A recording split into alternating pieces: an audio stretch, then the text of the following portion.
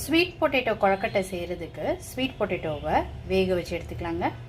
எட்ஜஸ்லாம் cut பண்ணிவிட்டு ஸ்லைசஸாக cut பண்ணி steam பண்ண போகிறேங்க. 10 to 15 மினிட்ஸ் ஸ்டீம் பண்ணி எடுத்துக்கலாம்.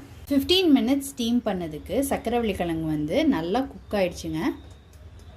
சக்கரவள்ளி கிழங்கு நல்லா ஆற வச்சுக்கோங்க. நல்லா ஆறுனதுக்கப்புறம் தோலை நீக்கிட்டு மசிச்சு எடுத்து வச்சுக்கோங்க.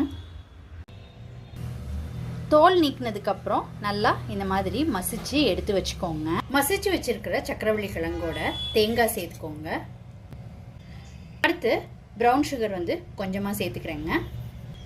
1 ஸ்பூன் கிட்ட சேர்த்துக்கிட்டு இருக்கேங்க. நீங்கள் விருப்பப்பட்டால் சேர்த்துக்கோங்க. இல்லாட்டினா ஸ்வீட் பொட்டேட்டோவில் உள்ள ஸ்வீட்னஸ்க்கே கொழக்கட்டை நல்லா இருக்குங்க. அடுத்து ஏலக்காய் தூள், அரிசி மாவு 1 கப் எடுத்து வச்சுருக்கிறேங்க. இப்போ இதை கொஞ்சம் கொஞ்சமாக சேர்த்துக்கிட்டு மாவை மிக்ஸ் பண்ணி எடுத்துக்கலாம். இப்போ 4 டேபிள் ஸ்பூன் அரிசி மாவை சேர்த்துக்கிட்டு இருக்கேங்க. தேவைப்பட்டால் சேர்த்துக்கலாம். சக்கரவள்ளி கிழங்குல உள்ள ஈரமே மாவு மிக்ஸ் பண்ண முடியுங்க. அப்படி தண்ணி தேவைப்பட்டால் நீங்கள் வார்ம் வாட்டர் சூடு பண்ணி வச்சுக்கோங்க. அதை சேர்த்துக்கிட்டு மாவை மிக்ஸ் பண்ணி எடுத்துக்கலாம்.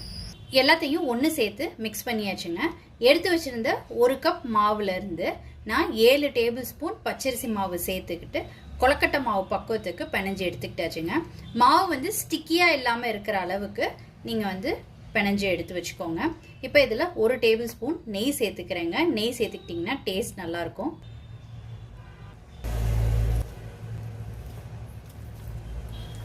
தண்ணி எதுவும் சேர்க்காம தான் நான் கொழக்கட்டை மாவு பக்குவத்துக்கு மிக்ஸ் பண்ணி வச்சுருக்கிறேங்க.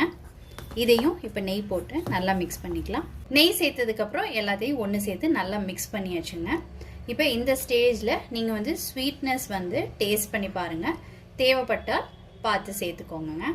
இப்போ ஸ்டீம் பண்ணுறதுக்கு கொழக்கட்டையாக பிடிச்சிக்கலாம். கையில் எண்ணெய் இல்லாட்டினா நெய் ஏதாவது தடவிக்கிட்டு அதுக்கப்புறமாட்டி கொழக்கட்டையாக பிடிச்சிக்கோங்க. அப்போ ஈஸியாக பிடிக்க வருங்க. இப்போ இந்த மாதிரி எல்லாத்தையும் கொழக்கட்டையாக பிடிச்சி எடுத்துக்கலாம். கொழக்கட்டையாக பிடிச்சி எடுத்துக்கிட்டாச்சுங்க. இதை ஸ்டீம் பண்ணி எடுத்துக்கலாம். 8 to 10 மினிட்ஸ்க்கு ஸ்டீம் பண்ணி எடுத்துக்கலாங்க.